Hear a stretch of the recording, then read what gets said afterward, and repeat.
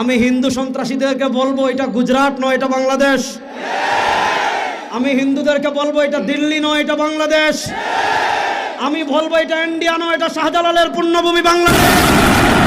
এখানে আপনি আমার ভাইকে পিটিয়ে মারবেন আর পূজার নামে দেশি অস্ত্র আমাদেরকে দেখাবেন। যদি আমাদের সাথে আপনারা খেলতে চান মাঠে আসেন, আমরা খেলার জন্য প্রস্তুত। আমরা পরিষ্কার ভাষায় বলতে চাই, মন্দিরে নিরাপদ থাকুক, এটা আমরাও চাই।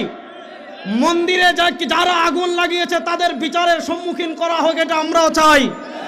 কিন্তু আমার নিরীহ মুসলমানদেরকে যারা ঘন্টার পর ঘন্টা বন্দি রেখে তাদেরকে যারা পিটিয়ে শাহাদাত বরণ করেছে, মনে রাখবেন মুসলমানের রক্ত পান করে পৃথিবীর কেউ নিরাপদ থাকতে পারে নাই, আপনারাও পারবেন না। এই রক্ত কথা বলবে ইনশাআল্লাহ। আমি সর্বশেষ আরেকটা কথা বলে শেষ করছি। বাংলাদেশে আপনারা বিভিন্ন ইস্যু চেঞ্জ